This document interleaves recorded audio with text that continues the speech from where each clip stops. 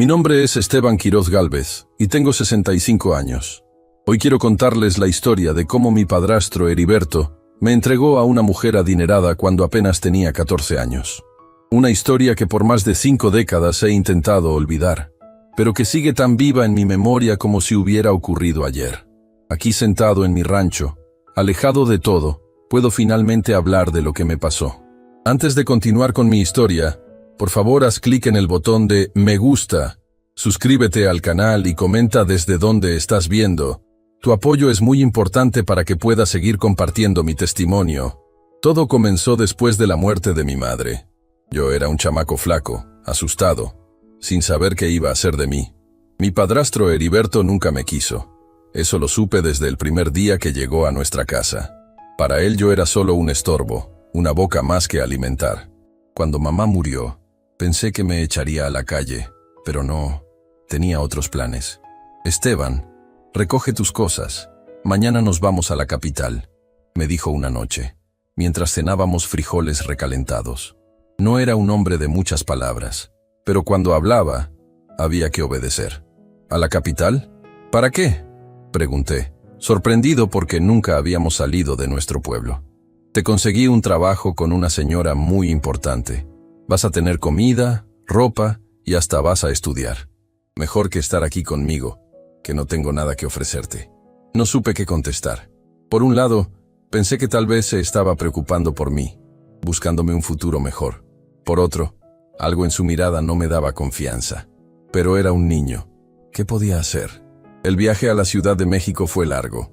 Recuerdo que Heriberto iba nervioso, fumando un cigarro tras otro. Llevábamos 5 horas en aquel autobús destartalado cuando finalmente llegamos.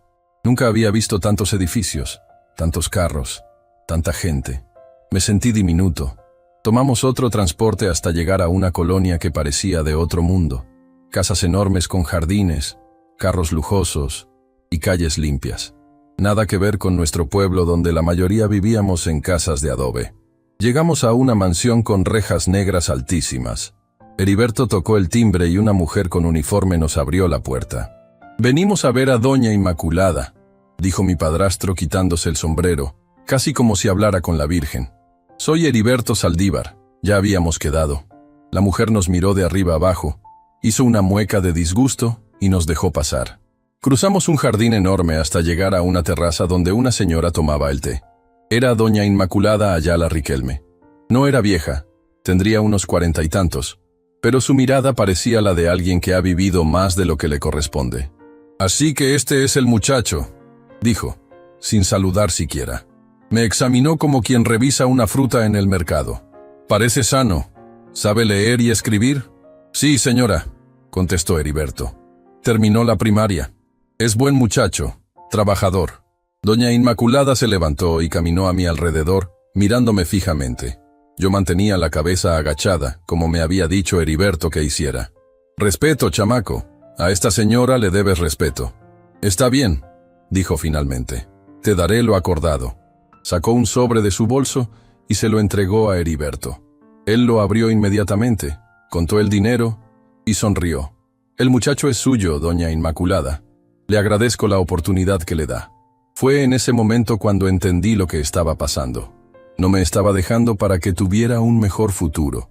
Me estaba vendiendo como si fuera un animal. «¿Me vas a dejar aquí?», pregunté con un hilo de voz. «¿Y cuándo vuelves por mí?».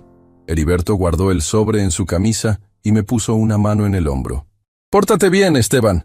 Doña Inmaculada te va a cuidar mejor que yo. Vas a tener todo lo que yo nunca te pude dar. Pero tú eres mi familia. Eres lo único que tengo», le dije, sintiendo cómo las lágrimas querían salir, pero las aguantaba por orgullo. «Ya no, chamaco. Ya no», me contestó. Y esas fueron las últimas palabras que le escuché decir. Sin más, dio media vuelta y se fue. No miró atrás ni una sola vez. Yo me quedé ahí parado, viendo cómo desaparecía por el jardín hasta que la puerta se cerró tras él. «Bien», dijo Doña Inmaculada. «Ahora eres parte de esta casa. Te explicaré cómo funcionan las cosas aquí». Los primeros días fueron confusos. Me asignaron un cuarto pequeño en la parte de atrás de la casa, cerca de donde dormían los otros sirvientes. No era mal lugar. Tenía una cama limpia y una ventana que daba al jardín trasero. mucho mejor que el petate donde dormía en mi pueblo. Doña Inmaculada me presentó como su protegido, un huérfano al que generosamente había acogido. El pobrecillo no tenía a nadie, le decía a sus amigas mientras tomaban el té. Es mi obra de caridad. Al principio pensé que quizás no sería tan malo. Tenía comida todos los días, ropa limpia, un techo sobre mi cabeza. Incluso doña Inmaculada mencionó que iría a la escuela. Quiero que seas un muchacho educado, Esteban, me dijo un día. Empezarás clases con un maestro particular la próxima semana. Pero la semana siguiente llegó y no hubo maestro. Ni la siguiente, ni la que vino después. En su lugar, empezaron las tareas. Primero fueron cosas pequeñas. Limpiar los zapatos de doña Inmaculada, ordenar sus joyas, llevarle el desayuno a la cama. Poco a poco, las responsabilidades aumentaron. Limpiaba toda su habitación, luego todo el segundo piso. Después me encargaba del jardín. Tienes que ganarte tu lugar en esta casa, me decía. Nada es gratis en esta vida. Para el segundo mes, ya no comía con los demás sirvientes, sino después, lo que sobraba. Ya no me llamaba por mi nombre, sino muchacho, o tú. Y la escuela nunca se volvió a mencionar. Había otros 3 sirvientes en la casa. Josefina la cocinera, Dolores que limpiaba, y Martín el jardinero y chofer. Todos mayores que yo. Todos evitaban hablar conmigo más de lo necesario. Una noche, cuando llevaba unos 3 meses ahí, Josefina me dejó un plato de comida caliente en mi cuarto. Era la primera vez que alguien hacía algo amable por mí desde que llegué. No te encariñes con la señora, me dijo en voz baja. No eres el primero que trae así. ¿Qué quieres decir?, pregunté. Josefina miró hacia la puerta, asegurándose que nadie nos escuchaba. Antes de ti hubo otro muchacho. Estuvo aquí casi 2 años. Un día desapareció, y la señora dijo que lo había mandado a estudiar al extranjero, pero nunca recibimos ni una carta, ni una llamada. Un escalofrío me recorrió la espalda. ¿Y qué pasó con él? Nadie lo sabe, pero la señora, ella no es lo que aparenta. Ten cuidado, chamaco. Esa noche no pude dormir. Pensé en escapar, pero ¿a dónde iría? No conocía la ciudad, no tenía dinero, no tenía a nadie. Además, las rejas de la mansión siempre estaban cerradas, y Martín tenía las llaves. A los 6 meses de estar ahí, todo cambió. Doña Inmaculada recibió la visita de un hombre al que presentó como su socio, don Patricio. Era un hombre gordo, de bigote cano, y ojos pequeños que parecían perderse entre los pliegues de su cara. Desde que llegó, no dejó de mirarme. Es perfecto, le escuché decir a doña Inmaculada. Exactamente lo que buscaba. Al día siguiente me mandaron a limpiar el estudio donde se reunían. Fingí no escuchar mientras hablaban. El negocio va viento en popa, decía don Patricio. Los gringos pagan bien por muchachos como este, limpios, sanos, que sepan comportarse. Te lo dije, contestó doña Inmaculada. Yo tengo buen ojo. Este aguantará más que el anterior. ¿Cuándo podemos empezar con él? Pronto. Primero hay que domarlo bien. No entendía exactamente a qué se referían, pero sabía que era algo malo. Muy malo. Esa noche, con el corazón latiendo tan fuerte que pensé que se me saldría del pecho, tomé una decisión. Tenía que escapar. Pero no fue tan fácil. A partir de ese día, notaba que siempre había alguien vigilándome. Si iba al jardín, aparecía Martín. Si estaba en la cocina, Dolores encontraba algo que hacer ahí. Incluso por las noches, escuchaba pasos fuera de mi puerta. Una tarde, mientras limpiaba el comedor, escuché a doña Inmaculada hablando por teléfono. Sí, todo listo para el jueves. El muchacho está preparado. No dará problemas. Claro que vale lo que pido. Es mercancía de primera. Mercancía. Eso era yo para ella. No un niño. No un ser humano. Mercancía. El miércoles en la noche, la víspera del día que mencionó, no pude más con la angustia. Esperé hasta que todos estuvieran dormidos y con mucho cuidado salí de mi cuarto. Mi plan era llegar a la cocina, tomar un cuchillo para defenderme si era necesario, y buscar una forma de salir. La casa estaba en silencio. Solo se escuchaba el tic-tac del reloj del pasillo. Caminé descalzo para no hacer ruido. Llegué a la cocina y agarré un cuchillo pequeño que escondí entre mi ropa. Luego fui hacia la puerta principal. Estaba cerrada con llave, como imaginé. Probé con la puerta del servicio, también cerrada. Todas las ventanas de la planta baja tenían rejas. Estaba atrapado. Entonces recordé algo. El cuarto de lavado tenía una ventana pequeña que daba al patio trasero. Era muy angosta, pero quizás yo, flaco como estaba, podría pasar por ahí. Con el corazón en la garganta, me dirigí hacia allá. La ventana tenía un vidrio que quité con mucho cuidado. Era pequeña, muy pequeña, pero era mi única oportunidad. Me subí a la lavadora y metí primero la cabeza, luego un hombro. Estaba tan apretado que pensé que me quedaría atorado ahí para siempre.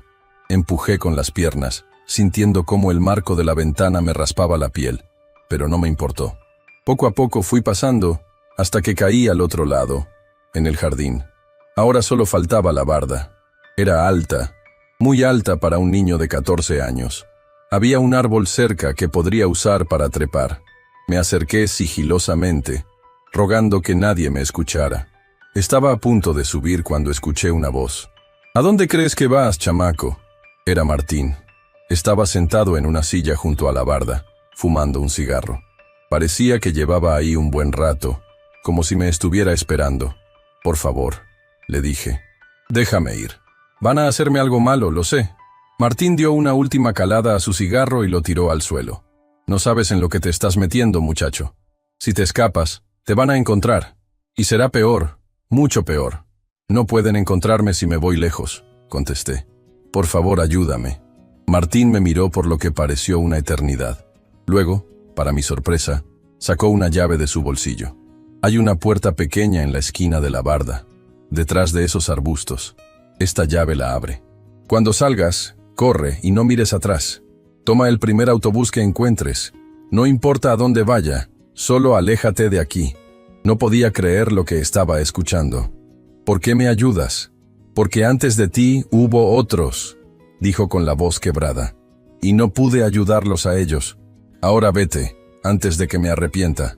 Me dio la llave y un puñado de billetes. «Es todo lo que tengo. Ahora vete». No lo pensé 2 veces. Corrí hacia donde me indicó. Encontré la puerta oculta entre la vegetación. Metí la llave con manos temblorosas y salí a la calle. Era la primera vez en 6 meses que pisaba el mundo exterior. El aire nunca me había sabido tan dulce. Corrí y corrí sin mirar atrás. Tal como me dijo Martín. No sabía a dónde iba, pero cualquier lugar sería mejor que ese infierno. Lo que no sabía entonces es que mi pesadilla apenas comenzaba. Que los próximos 15 años estarían marcados por el miedo, el dolor y la desesperación. Pero esa ya es otra parte de la historia. Una parte que, sentado aquí en mi rancho tantos años después, todavía me cuesta contar. Porque escapé esa noche, sí. Pero doña Inmaculada y su red de maldad me encontraron. Y lo que vino después fue peor que cualquier cosa que pudiera haber imaginado. Como les contaba, aquella noche logré escapar de la mansión de doña Inmaculada gracias a Martín. Con el dinero que me dio, tomé el primer autobús que encontré. Ni siquiera me fijé hacia dónde iba, solo quería alejarme lo más posible de aquel lugar. El autobús me llevó a Cuernavaca. Recuerdo que bajé en la terminal sin saber qué hacer. Era un chamaco de 14 años, solo, asustado, sin conocer a nadie. Dormí esa primera noche en la terminal, escondido en un rincón, abrazando la mochila improvisada que había hecho con una camisa vieja, donde guardé el poco dinero que me quedaba. Por la mañana, hambriento y cansado, empecé a caminar sin rumbo por las calles. Fue entonces cuando conocí a Rodrigo, un vendedor ambulante de unos 50 años que vendía frutas en un pequeño puesto. «¿Qué haces solo tan temprano, chamaco?», me preguntó mientras acomodaba sus naranjas. No sé por qué, pero sentí que podía confiar en él. Quizá fue su mirada bondadosa, o el hecho de que me ofreció una manzana sin pedirme nada a cambio.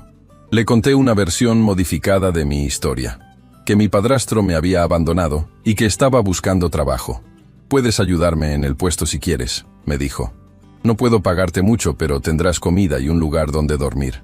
Así fue como pasé las siguientes semanas, ayudando a Rodrigo a vender frutas. Vivía en un cuartito en la azotea de una vecindad. Era humilde pero limpio, y Rodrigo me trataba bien.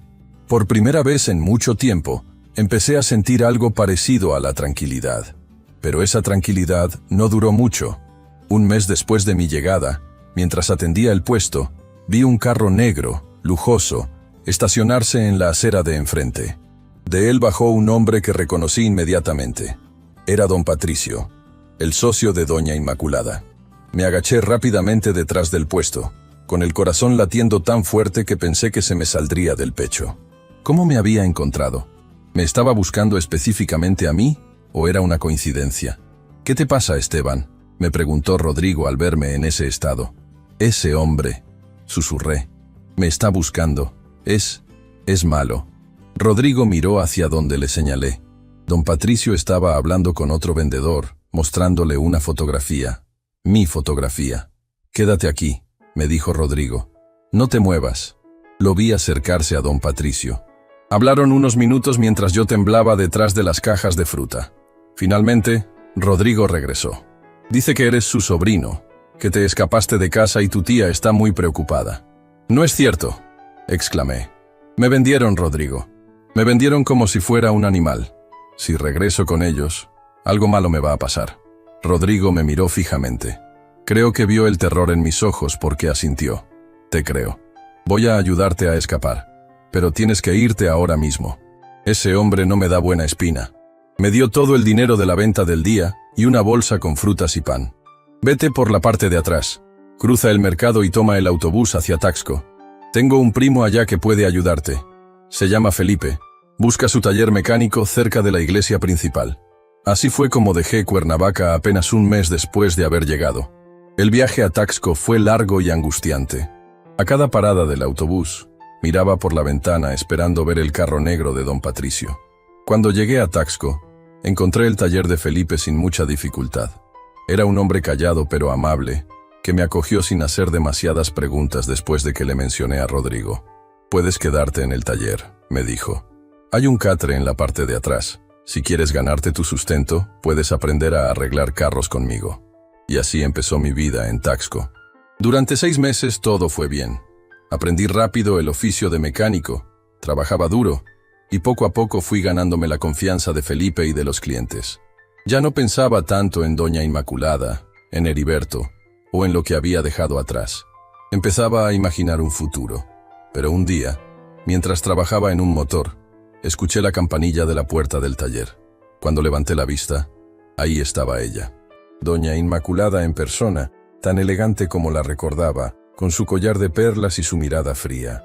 Al fin te encuentro, Esteban, dijo con una sonrisa que no llegaba a sus ojos. Has causado muchos problemas, ¿sabes? Tuve que gastar mucho dinero para dar contigo. Felipe no estaba ese día. Había ido a Iguala a buscar unas refacciones. Estaba solo con ella y con el chofer que la acompañaba, un hombre corpulento que bloqueaba la salida. No voy a regresar con usted, le dije, sosteniendo una llave inglesa con tanta fuerza que los nudillos se me pusieron blancos. Ya no soy un niño asustado. Oh, Esteban, dijo ella, negando con la cabeza como quien regaña a un niño pequeño. ¿De verdad crees que tienes opción? Firmé papeles de adopción después de que te fuiste. Legalmente eres mi hijo. Si no vienes conmigo por las buenas, vendrá la policía y te llevará por las malas. No le creo, respondí, aunque la duda ya había empezado a crecer dentro de mí. ¿No? Bueno, también podría contarle a las autoridades que robaste dinero de mi casa antes de irte. O podría hablar con la familia de Rodrigo en Cuernavaca. Tiene una hija pequeña, ¿sabías? ¿Qué crees que le pasaría si don Patricio la visitara? El miedo me paralizó, no por mí, sino por Rodrigo y su familia, por Felipe que me había dado trabajo sin hacer preguntas. Doña Inmaculada vio la derrota en mis ojos y sonrió complacida. Eres un buen muchacho, Esteban. Siempre lo has sido. Ahora recoge tus cosas. Nos vamos. Esa misma tarde regresé a la mansión, pero no a la de Ciudad de México, sino a otra más grande y aislada en las afueras de Toluca. Era una propiedad enorme rodeada de bosque, sin vecinos cercanos. El lugar perfecto para mantener secretos. Bienvenido a tu nuevo hogar, me dijo doña Inmaculada mientras entrábamos. Espero que esta vez aprecies lo que hago por ti. Me asignaron una habitación en el segundo piso. Era más grande y cómoda que la que tenía en la Ciudad de México, con una cama amplia, un escritorio e incluso una pequeña biblioteca. Parecía más la habitación de un hijo que la de un sirviente. Las cosas serán diferentes esta vez, me explicó doña Inmaculada esa primera noche. Ya no eres un niño, y yo no soy tonta. Intentar escapar otra vez sería un grave error. No solo para ti, sino para todas las personas que te han ayudado. Supe que no estaba fanfarroneando. Esta mujer tenía el poder y los contactos para cumplir sus amenazas. Decidí que, por el momento, lo mejor era seguirle la corriente mientras buscaba otra oportunidad de escapar. Los siguientes meses fueron confusos. Doña Inmaculada comenzó a presentarme en sociedad como su sobrino. Me compró ropa elegante, me enseñó modales de mesa, incluso contrató a un profesor que venía 3 veces por semana para darme clases. «Tienes potencial, Esteban», me decía. «Podrías llegar a ser alguien importante bajo mi tutela». Era como si realmente quisiera convertirme en parte de su familia. Pero al mismo tiempo, había reglas estrictas. No podía salir solo de la propiedad. Todas mis llamadas eran supervisadas, y siempre había alguien vigilándome. Un día, después de casi un año en esa extraña situación, doña Inmaculada me llamó a su despacho. «Tengo un trabajo para ti», me dijo. «Don Patricio necesita a alguien de confianza para ayudarle con unos negocios en Acapulco. Irás con él mañana». «¿Qué tipo de negocios?», pregunté receloso. «Nada que deba preocuparte. Solo harás lo que él te diga». Así empezó la siguiente etapa de mi cautiverio. Durante los siguientes años, me convertí en el asistente personal de don Patricio. Viajábamos por todo México, Acapulco, Cancún, Puerto Vallarta, siempre hospedándonos en los mejores hoteles, reuniéndonos con hombres poderosos. Mi trabajo era sencillo: servir bebidas, llevar documentos, esperar en el carro. Pero poco a poco fui entendiendo la naturaleza de sus negocios. Don Patricio y doña Inmaculada dirigían una red de tráfico de influencias. Utilizaban información privilegiada, contactos en el gobierno y documentos falsificados para facilitar todo tipo de operaciones cuestionables para empresarios y políticos. Y yo era una pieza clave en su operación, aunque no lo sabía entonces. Mi presencia joven e inocente desviaba sospechas. Mi asistente me presentaba a don Patricio, y nadie cuestionaba por qué un hombre de su posición llevaba a un muchacho a reuniones de negocios. A los 18 años, me dieron mi primera identificación falsa. A los 20, me enseñaron a conducir y me asignaron como chofer personal de don Patricio. A los 22, ya me sentaban en las reuniones y me pedían que tomara notas. Todo este tiempo, doña Inmaculada seguía con la farsa de ser mi benefactora. Me daba una mesada, me compraba ropa, incluso me regaló un reloj caro en mi cumpleaños. Pero nunca olvidé que era su prisionero. Las amenazas veladas siempre estaban presentes. Recuerda quién te sacó de la pobreza, Esteban. No olvides lo que podría pasarle a Rodrigo y su familia si me decepcionas. Intenté escapar 2 veces más durante esos años. La primera vez llegué hasta Veracruz antes de que me encontraran. La segunda apenas alcancé la terminal de autobuses de Toluca. Cada intento fallido traía consecuencias. Periodos de encierro, privilegios revocados y siempre, el recordatorio de que podían hacer daño a las personas que me habían ayudado.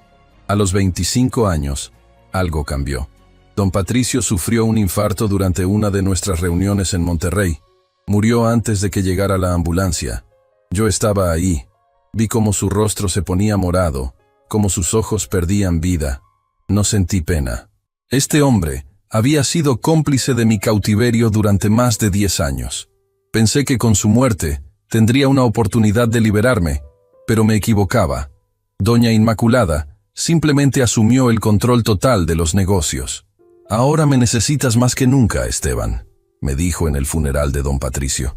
«Eres el único que conoce todos los contactos, todas las operaciones. Serás mi mano derecha». Y así fue como pasé de ser un prisionero a convertirme en cómplice. No por elección, sino por supervivencia. Conocía demasiados secretos, había visto demasiadas cosas. Si intentaba irme, no solo me perseguirían a mí, sino a cualquiera que intentara ayudarme. Los siguientes 4 años, trabajé directamente para doña Inmaculada. Aprendí cada aspecto del negocio, conocí a cada contacto, memoricé cada cuenta bancaria. Me convertí en indispensable para ella, y eso me dio un pequeño margen de poder. Comencé a guardar información, documentos comprometedores, nombres. Era mi seguro de vida, mi única esperanza de algún día ser libre. Mantenía todo escondido en una caja de seguridad que había alquilado en secreto durante un viaje a Guadalajara. Finalmente, a los 29 años, vi mi oportunidad. Doña Inmaculada enfermó gravemente. Neumonía, dijeron los médicos. Estuvo hospitalizada durante semanas, lo suficiente para que yo pusiera en marcha mi plan. Una noche, mientras ella dormía sedada en el hospital, tomé todo el dinero en efectivo que guardaba en la caja fuerte de la casa, algunos documentos importantes, y desaparecí. Esta vez tenía un plan. No iría a ninguna ciudad grande donde pudieran encontrarme. Me dirigí al sur, a Chiapas, a las montañas donde sabía que sería difícil dar conmigo. Compré un terreno pequeño en una comunidad remota. Cambié mi nombre, mi apariencia, mi forma de hablar. Me convertí en otra persona. En Mateo Ordóñez, un campesino solitario que había llegado buscando paz. Durante meses viví con el miedo constante de que aparecieran en mi puerta. Cada carro desconocido, cada pregunta de los vecinos me ponía en alerta. Pero el tiempo fue pasando y nadie vino por mí. Un año después, me enteré por un periódico viejo que doña Inmaculada había muerto. No podía creerlo. Después de tanto tiempo, después de tanto miedo, era libre. Realmente libre. Pero la libertad trajo consigo un nuevo desafío. Aprender a vivir. Tenía 30 años y había pasado más de la mitad de mi vida como prisionero o como cómplice involuntario. No sabía quién era realmente, qué me gustaba, qué quería hacer con mi vida. Decidí quedarme en Chiapas. Aprendí a cultivar la tierra, a criar animales, a vivir del campo. Poco a poco fui sanando, construyendo una vida sencilla pero honesta. Incluso llegué a tener amigos, vecinos que me apreciaban sin saber nada de mi pasado. A los 35 años conocí a Carmela, una mujer viuda que vivía en el pueblo cercano con su hija pequeña. Nos casamos un año después. Fue ella quien me enseñó a amar, a confiar de nuevo en las personas. Su hija, Lucía, se convirtió en la hija que nunca tuve. Fueron años buenos, años de paz, pero nunca olvidé lo que había vivido. Las pesadillas seguían atormentándome. El miedo nunca desapareció del todo. Y ahora, sentado aquí en la misma tierra que me dio refugio hace más de 30 años, con el pelo ya canoso y las manos callosas por el trabajo, pienso en todo lo que pasó, en el niño asustado que fui, en el hombre roto en que me convertí, y en la persona que finalmente encontró algo parecido a la paz. Pero esa paz estaba a punto de romperse, porque el pasado nunca termina de perseguirnos. Y un día, cuando menos lo esperaba, ese pasado regresó para recordarme que algunas deudas nunca se saldan del todo. Les estaba contando cómo construí una nueva vida aquí en Chiapas.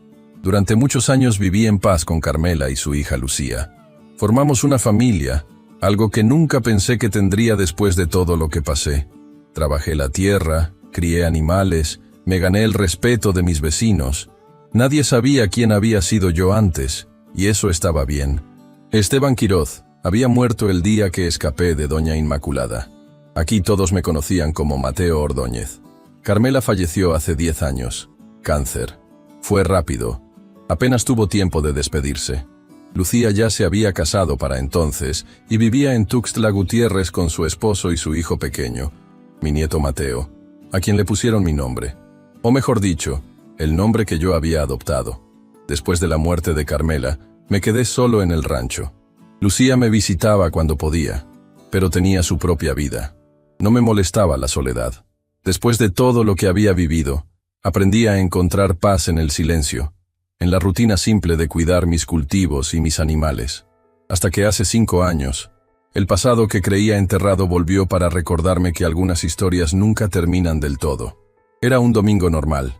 Había ido al pueblo a vender parte de mi cosecha en el mercado y a comprar provisiones. Mientras esperaba que me despacharan en la tienda de don Arturo, escuché una voz a mis espaldas que me heló la sangre. Mateo Ordóñez, o debería decir Esteban Quiroz. Me giré lentamente, con el corazón latiendo tan fuerte que pensé que todos en la tienda podrían oírlo. Frente a mí había un hombre de unos 50 años, bien vestido, con un sombrero que le ensombrecía parcialmente el rostro. No lo reconocí de inmediato. Creo que me confunde con alguien más, respondí, intentando mantener la calma. No lo creo, dijo el hombre, sonriendo. Te reconocería en cualquier parte, aunque hayan pasado... ¿Cuánto? ¿30 años? Fue entonces cuando lo vi. En sus ojos, en la forma de su sonrisa. Era mayor, más delgado, pero sin duda era él. Heriberto, dije, casi sin voz. Mi padrastro, el hombre que me había vendido cuando era un niño, estaba parado frente a mí como si el tiempo no hubiera pasado. Vamos a hablar afuera, me dijo en voz baja. No querrás hacer una escena, ¿verdad? Salí con él de la tienda, dejando mis compras a medias. Caminamos en silencio hasta llegar a una pequeña plaza. Heriberto se sentó en una banca y me indicó que hiciera lo mismo. ¿Cómo me encontraste?, pregunté finalmente. Fue casualidad, te lo aseguro, dijo, encendiendo un cigarro. Estoy trabajando en un proyecto de construcción cerca de aquí. Te vi en el mercado la semana pasada y no podía creerlo. El chamaco flaco que entregué a doña Inmaculada, ahora todo un señor campesino. ¿Qué quieres de mí?, pregunté directamente. No tenía sentido fingir que no sabía quién era. ¿Qué te hace pensar que quiero algo?, respondió, soltando el humo lentamente. Tal vez solo quería ver cómo estaba mi hijastro después de tantos años. Tú y yo sabemos que eso no es cierto, dije. Me vendiste, Heriberto. Me entregaste a esa mujer como si fuera mercancía. Heriberto dio otra calada a su cigarro antes de responder. Eran otros tiempos, Esteban. Yo era pobre. No tenía nada que ofrecerte después de que murió tu madre. Doña Inmaculada prometió darte educación, oportunidades. No me mientas, exclamé, controlando mi voz para no llamar la atención. Sabías perfectamente lo que estabas haciendo. Recibiste dinero por mí. Por un momento, vi algo parecido a la vergüenza en sus ojos, pero desapareció rápidamente. Lo hecho está, dijo finalmente. No puedo cambiar el pasado, pero podemos hacer algo por el futuro. ¿Qué quieres decir? He estado hablando con alguien que te conoce bien, alguien que ha estado buscándote por mucho tiempo. Un escalofrío me recorrió la espalda. Doña Inmaculada está muerta, dije. Sí, lo está, confirmó Heriberto, pero su hijo no. ¿Su hijo? Nunca supe que doña Inmaculada tuviera un hijo. En todos los años que pasé con ella, nunca lo mencionó. Nunca vi fotos, nada. No sabía que tenía un hijo, dije confundido. Hay muchas cosas que no sabías de ella, respondió Heriberto. Alfonso era su único hijo. Estaba estudiando en Europa durante los años que viviste con ella. Heredó todo, las propiedades, los negocios, los contactos. Y también heredó cierto interés por ti. ¿Qué tipo de interés?, pregunté, aunque temía la respuesta. Cuando doña Inmaculada murió, Alfonso encontró diarios, documentos. Se enteró de muchas cosas, incluido tu papel en los negocios de su madre, y cree que te llevaste algo que le pertenece. Así que era eso. Después de todos estos años, los fantasmas del pasado venían a cobrar deudas. No me llevé nada que no me perteneciera, mentí. La verdad es que sí había tomado dinero y documentos cuando escapé, pero era lo mínimo que merecía después de 15 años de cautiverio. Alfonso no lo ve así, dijo Heriberto. Cree que tienes información, documentos que podrían comprometerlo. Está dispuesto a pagar generosamente por ellos. ¿Y tú eres su mensajero ahora?, pregunté con desprecio. Digamos que soy un intermediario. Alfonso me encontró hace unos meses. Me ofreció dinero por ayudarlo a localizarte. Como te dije, fue casualidad que te viera en el mercado. No le creí ni por un segundo. Nada en mi vida había sido casualidad desde que este hombre entró en ella. ¿Qué pasa si no tengo nada que darle?, pregunté. Heriberto apagó su cigarro contra la banca. Alfonso no es como su madre. Es más, impaciente. Y tiene recursos que ella nunca tuvo. Sería una lástima que tu tranquila vida aquí se viera perturbada, especialmente considerando que tienes familia ahora. Una hija, un nieto. La amenaza era clara. Sentí que la sangre me hervía. Este hombre, que me había vendido como si fuera ganado, ahora venía a amenazar a mi familia. Dile a Alfonso que no tengo nada suyo, dije poniéndome de pie. Y no vuelvas a acercarte a mi familia. Piénsalo bien, Esteban, dijo Heriberto sin moverse de la banca. Tienes una semana. Estaré en el hotel del centro. Si no vienes a verme, Alfonso vendrá personalmente. Y créeme, no querrás conocerlo. Me alejé sin responder. Caminé rápido hasta mi camioneta y conduje de regreso al rancho con la mente hecha un torbellino. ¿Cómo era posible que después de tantos años cuando finalmente había construido una vida, el pasado regresara para destruirlo todo. Esa noche no pude dormir. Las amenazas de Heriberto resonaban en mi cabeza. No me preocupaba por mí, sino por Lucía y el pequeño Mateo. No podía permitir que les hicieran daño. A la mañana siguiente tomé una decisión. Llamé a Lucía y le pedí que viniera al rancho con Mateo. Le dije que era urgente, que necesitaba verlos. Llegaron esa misma tarde. Mateo, con sus 12 años, corrió a abrazarme como siempre hacía. Lucía notó inmediatamente que algo no estaba bien. «¿Qué pasa, papá?», me preguntó cuando Mateo se fue a jugar con los perros. «Te ves preocupado». No sabía por dónde empezar.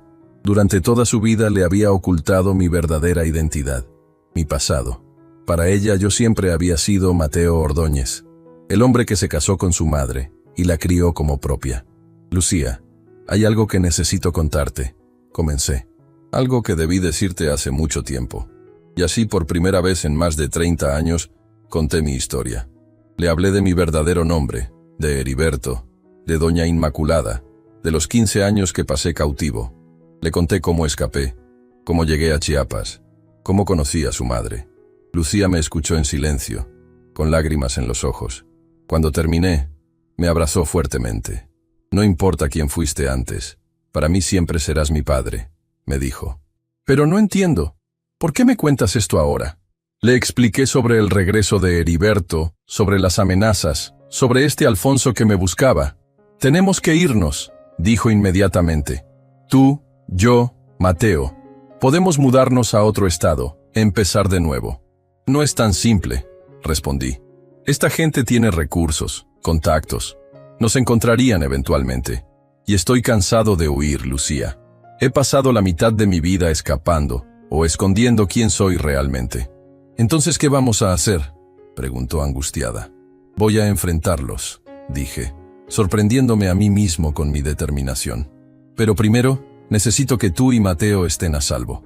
Quiero que vayan con tu primo Miguel a Oaxaca. Quédense allí hasta que yo les avise que es seguro regresar». Lucía protestó, pero finalmente accedió. Sabía que tenía razón, que Mateo debía estar lejos de todo esto. Esa misma noche los acompañé a la terminal de autobuses. Mientras esperábamos la salida, Mateo se acercó a mí. «Abuelo, ¿por qué tenemos que irnos? ¿Por qué no vienes con nosotros?», me preguntó con esa inocencia que me recordaba a mí mismo a su edad. «Tengo que resolver unos asuntos aquí, mijito», le respondí, revolviendo su pelo. «Pero pronto estaremos juntos otra vez, te lo prometo». No sabía si podría cumplir esa promesa, pero era lo único que podía ofrecerle en ese momento. Después de que partieron, regresé al rancho y busqué la vieja caja metálica que había mantenido enterrada bajo el piso de mi cobertizo durante todos estos años.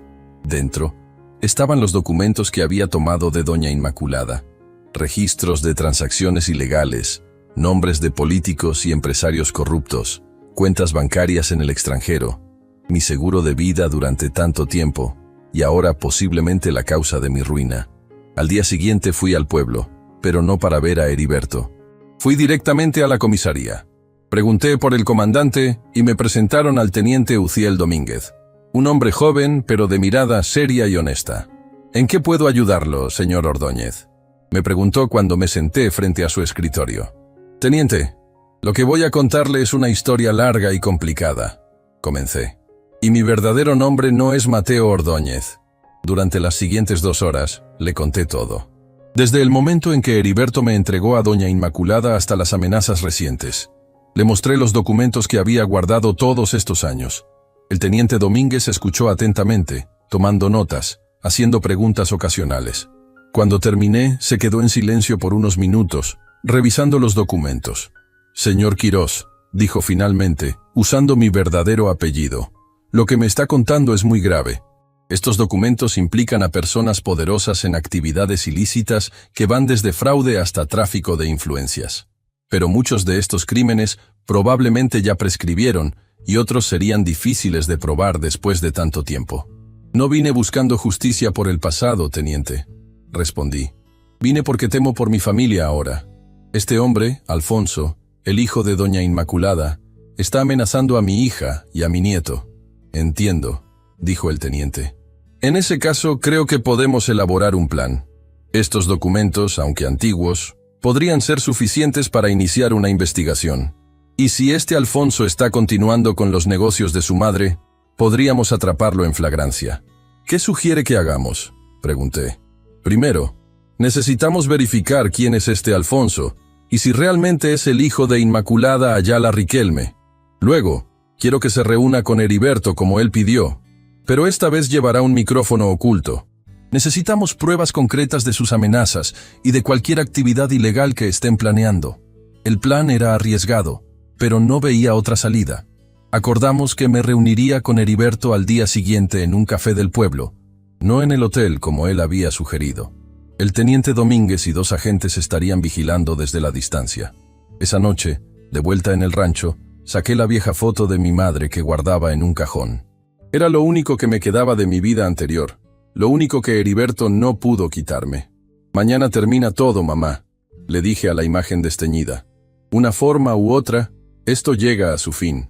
No sabía lo acertadas que eran mis palabras, ni lo que me esperaba en ese café.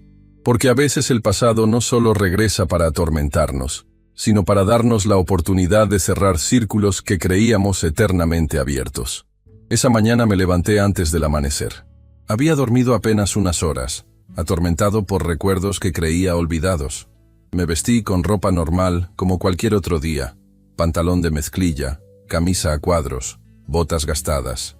El teniente Domínguez me había dicho que pasaría por mí a las 9 para colocarme el micrófono y repasar el plan.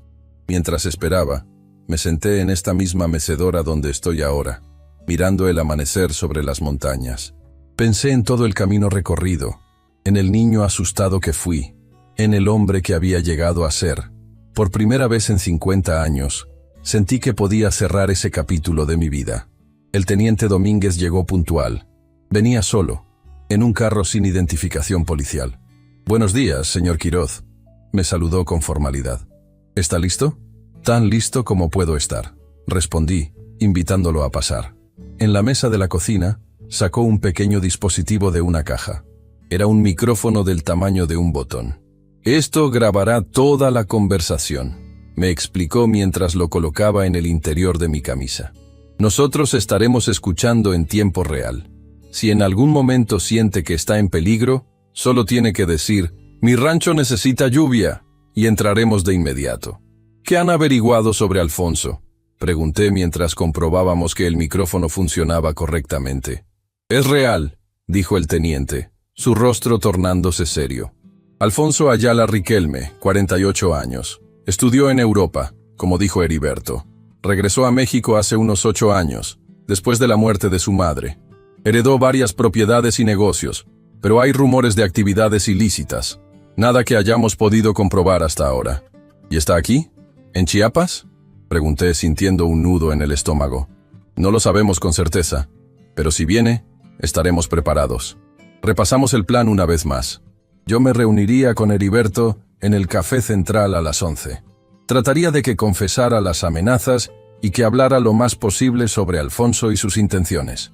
El teniente y otro agente estarían en una mesa cercana, fingiendo ser clientes normales. «Recuerde, señor Quiroz, no se arriesgue innecesariamente», me advirtió el teniente antes de salir. «Si las cosas se complican, abortamos la operación. Su seguridad es lo primero». Asentí, pero en mi interior sabía que no me detendría. Esta podría ser mi única oportunidad de librarme definitivamente del pasado. Llegué al café 10 minutos antes de la hora acordada. Era un lugar sencillo en el centro del pueblo, con mesas de madera y un televisor viejo que transmitía noticias locales. Me senté en una mesa al fondo, desde donde podía ver la entrada. El teniente Domínguez y su compañero ya estaban allí, en una mesa cercana a la puerta, vestidos como trabajadores de oficina. A las 11 en punto, Heriberto entró. Llevaba el mismo sombrero del día anterior, pero hoy vestía un traje que parecía caro, aunque algo fuera de lugar en un pueblo pequeño como el nuestro. Me vio inmediatamente y se acercó con una sonrisa que no llegaba a sus ojos. «Esteban, me alegra que hayas venido», dijo, sentándose frente a mí. «O debería llamarte Mateo. Debe ser confuso tener 2 nombres». «Heriberto», respondí secamente. «Vamos al grano. ¿Qué quiere exactamente este Alfonso?». Un mesero se acercó, y Heriberto pidió un café. Yo no pedí nada. No creía que mi estómago pudiera soportarlo. Impaciente como siempre, dijo Heriberto cuando el mesero se fue. Algunas cosas nunca cambian, ¿verdad? Alfonso quiere lo que le pertenece. Los documentos que te llevaste cuando escapaste de la casa de su madre. No sé de qué documentos hablas, mentí, siguiendo el plan que habíamos acordado con el teniente. Vamos, Esteban, no me tomes por tonto, dijo Heriberto, bajando la voz. Sabemos que te llevaste papeles importantes. Registros, nombres, información que podría causar muchos problemas si cayera en las manos equivocadas. ¿Y si los tuviera? ¿Qué ganaría yo entregándoselos a Alfonso? Heriberto sonrió, una sonrisa fría que me recordó a doña Inmaculada. Por un lado, una compensación generosa. Alfonso está dispuesto a pagarte bien. Por otro lado, paz. La garantía de que tú y tu familia podrán seguir con sus vidas sin preocupaciones. ¿Me estás amenazando?, pregunté, queriendo que quedara claro en la grabación. Lo veo más como un recordatorio, respondió Heriberto. El mundo es un lugar peligroso. Accidentes, robos, desapariciones. Ocurren todos los días. Sería terrible que algo así le pasara a tu hija Lucía o al pequeño Mateo, ¿no crees? Sentí que la sangre me hervía, pero me contuve. Necesitaba más información. ¿Y si te digo que ya no tengo esos documentos? Que los destruí hace años. No te creería, dijo Heriberto, tomando un sorbo de su café recién servido. Eres inteligente, Esteban. Siempre lo fuiste.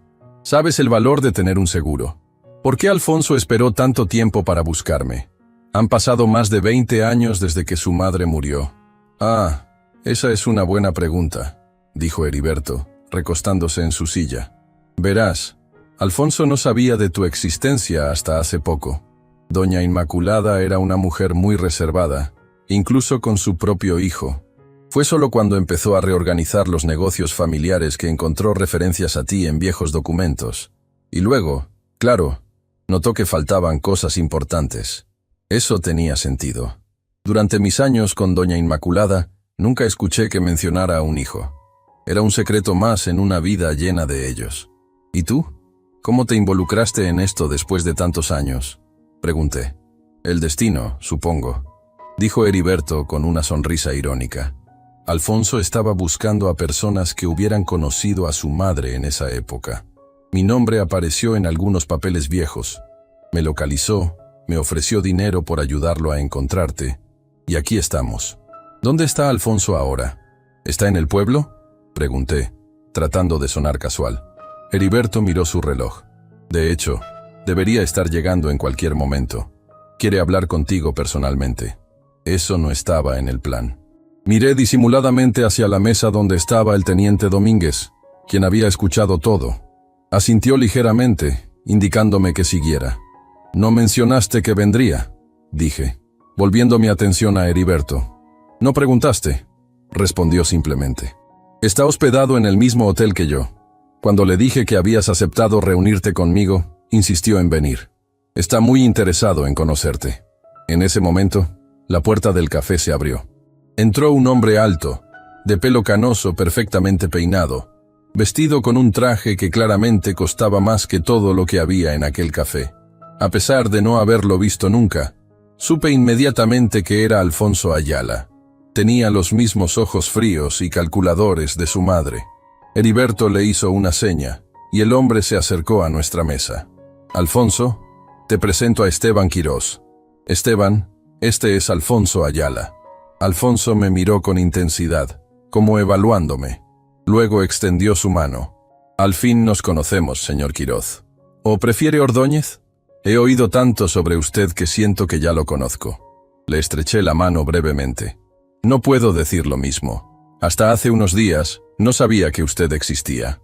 Alfonso sonrió y se sentó junto a Heriberto. Mi madre era muy reservada con sus asuntos personales, especialmente conmigo.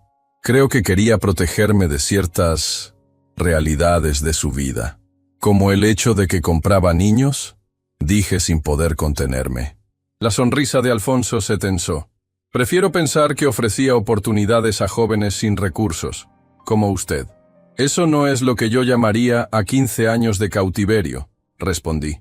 Perspectivas diferentes, supongo, dijo Alfonso con un gesto desdeñoso. En cualquier caso, no estoy aquí para discutir el pasado. Estoy aquí por los documentos que se llevó cuando abandonó la casa de mi madre. ¿Por qué son tan importantes esos documentos? Han pasado más de 30 años. Algunos secretos no caducan, señor Quirós, dijo Alfonso, inclinándose hacia adelante. Algunas personas mencionadas en esos documentos siguen en posiciones de poder, y otras estarían muy interesadas en comprar esa información. Así que eso era. No se trataba solo de proteger el legado de su madre, sino de un nuevo negocio de extorsión. ¿Y si me niego a dárselos?, pregunté. Sería una pena, dijo Alfonso, su voz suave pero amenazante, especialmente para su familia. Su hija tiene un negocio de artesanías en Tuxtla, ¿verdad? Y su nieto acaba de empezar la secundaria. Sería terrible que algo les pasara. Esta vez no pude contener mi rabia. Si les tocas un solo pelo, te juro que... No hay necesidad de ponerse así, interrumpió Alfonso. Esto es una simple transacción comercial. Usted me da los documentos, yo le doy dinero y la garantía de que su familia estará segura. Todos ganamos. En ese momento, noté movimiento en la entrada del café. Entraron dos hombres corpulentos que no parecían locales. Se colocaron cerca de la puerta, bloqueándola. ¿Quiénes son ellos?, pregunté, aunque ya lo sospechaba. Solo precauciones, dijo Alfonso. Este pueblo es pequeño, pero nunca se sabe quién podría estar escuchando. Miré hacia la mesa del teniente Domínguez. Él y su compañero también habían notado a los recién llegados, y se habían tensado visiblemente. Entonces, señor Quirós, continuó Alfonso, ¿dónde están los documentos? Era el momento de tomar una decisión. Si admitía que tenía los documentos, tendría que llevarlos a algún lugar donde Alfonso pudiera tomarlos, posiblemente alejándome de la protección del teniente. Si negaba tenerlos, ¿qué garantía tenía de que no irían tras Lucía y Mateo? Mi rancho necesita lluvia, dije finalmente, dando la señal acordada. En cuestión de segundos, todo el café se convirtió en un caos. El teniente Domínguez y su compañero se levantaron, sacando sus armas y gritando: ¡Policía! ¡Nadie se mueva! Los hombres de Alfonso reaccionaron inmediatamente, también sacando armas. Uno de ellos tomó a una mesera como escudo. Los pocos clientes que había gritaban y buscaban refugio bajo las mesas. Alfonso se levantó de un salto, su rostro descompuesto por la sorpresa y la rabia. ¿Qué significa esto?, gritó mirándome con odio. Significa que se acabó, Alfonso, dije, manteniéndome en mi asiento. Tus amenazas quedaron grabadas, y tengo copias de todos los documentos que buscas en manos de las autoridades. ¡Traidor!, gritó Heriberto, intentando abalanzarse sobre mí, pero el teniente Domínguez lo detuvo antes de que pudiera alcanzarme. Alfonso Ayala, Heriberto Saldívar, están detenidos por amenazas, coacción y conspiración para cometer extorsión, gritó el teniente. Alfonso miró a sus hombres, como dándoles una orden silenciosa. Uno de ellos levantó su arma, apuntando al teniente Domínguez. Todo ocurrió muy rápido después de eso. Se oyó un disparo, luego otro. Vi al hombre que tenía a la mesera caer al suelo. El otro soltó su arma cuando el compañero del teniente le apuntó a la cabeza. Alfonso intentó correr hacia la puerta trasera, pero yo reaccioné por instinto. A pesar de mis 65 años, me lancé sobre él, derribándolo.